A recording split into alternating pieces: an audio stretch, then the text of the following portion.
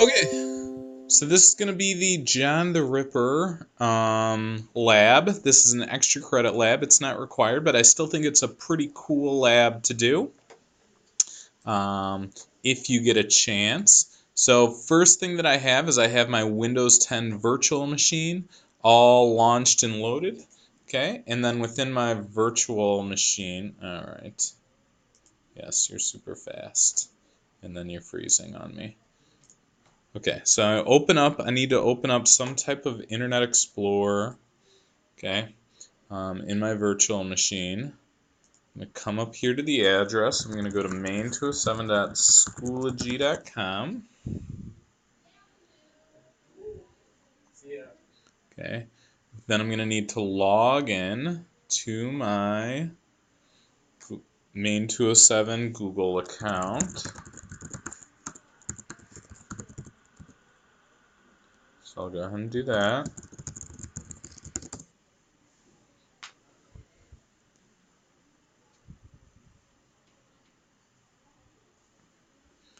Alright, I've logged into my main207 Google account.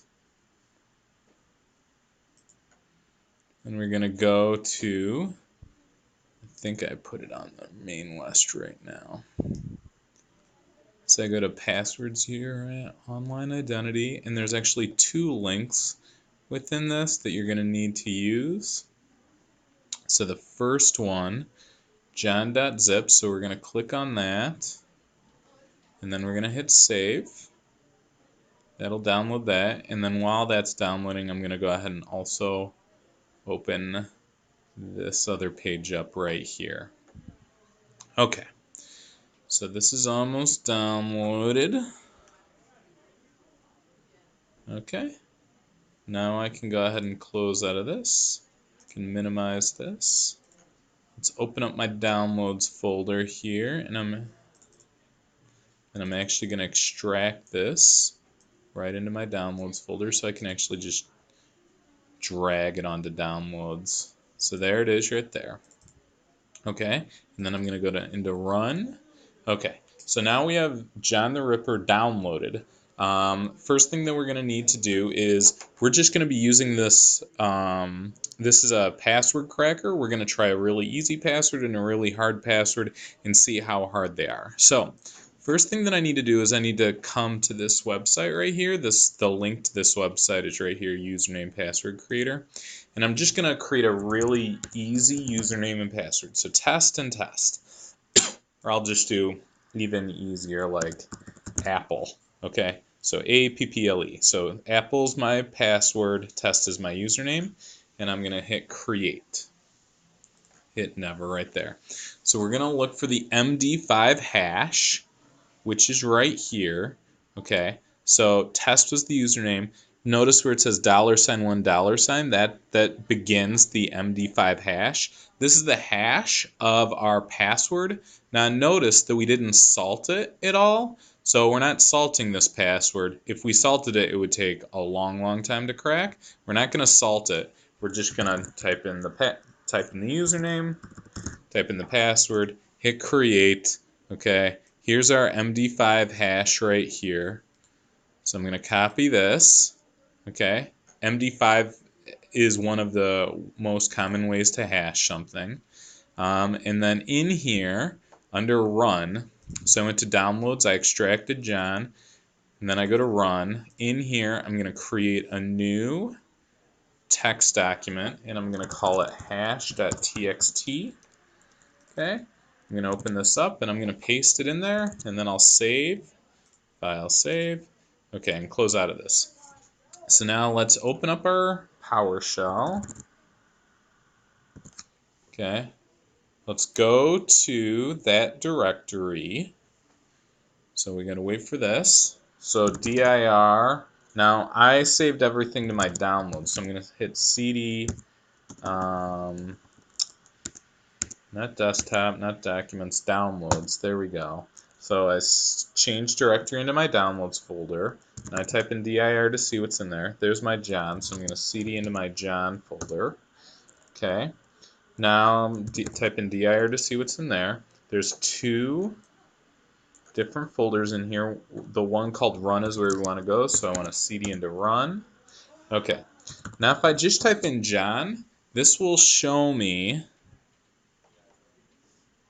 dir. I think I'm in the right folder. I might have to type in john.exe. Okay, john.exe is not recognized. You know what? We might not be able to use the PowerShell. I'm actually going to use I've always done this in the command prompt before, so we might have to do this in the command prompt. I apologize. Don't use the PowerShell, use the command prompt. cd into our downloads folder.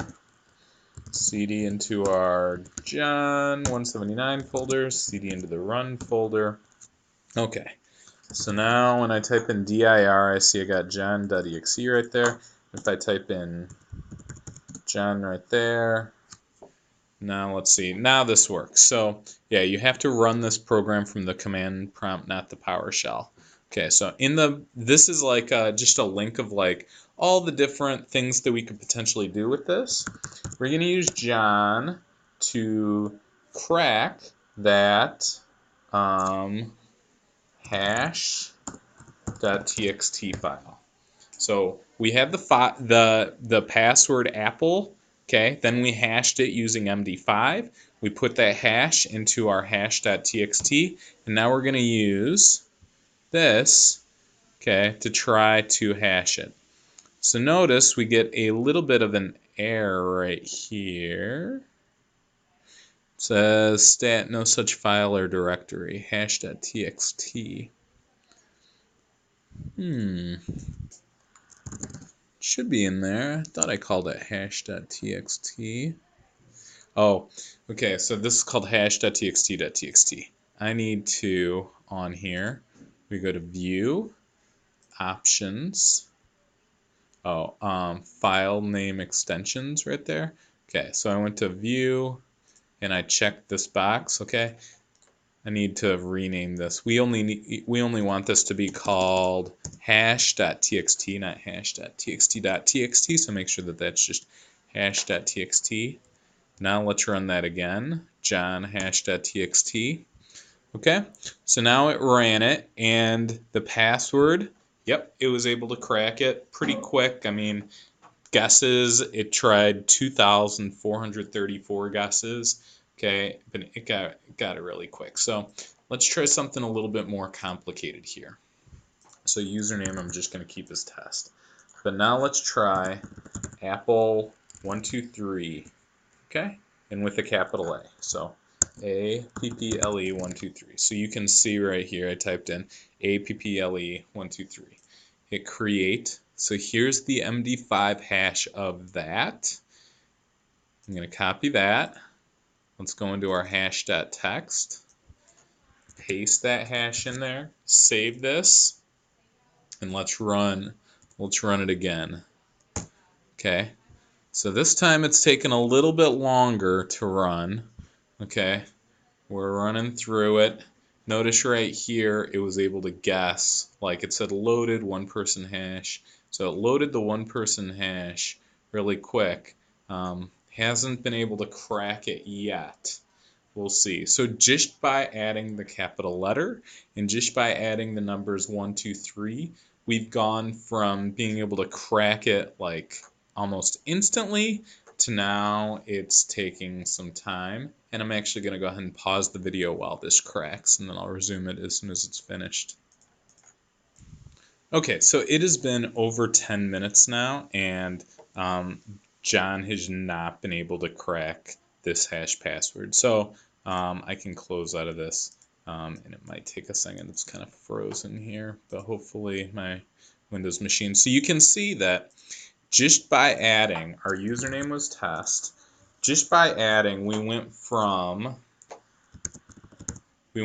Apple, like with a lowercase a, which took almost no time to crack, to we changed it to Apple with a capital A, and we added the numbers 1, 2, 3. Okay, that changed it from taking no time to crack, but to taking all the way over 10 minutes to crack, and I could have let it going. Now notice we're not adding any salt to these hashed passwords. Most websites salt passwords as well, so adding salt to it will take more time.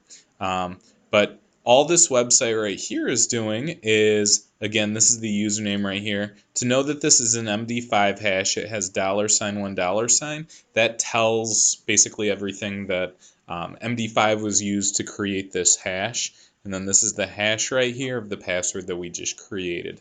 And then we tried running John the Ripper. John the Ripper uses rainbow tables. I'll do another easier one here. So username test. Let's do like Apple with a capital A, 2 E's. What about that? APPLEE. So that one might take a little bit more time. So I'll create the password of that. Copy this. Now when you're copying these, do it after the colon. Okay, so we copy. Let's go into this hash. Paste. So we want the first thing to be $1. That tells basically everything that it's in. MD5 hash.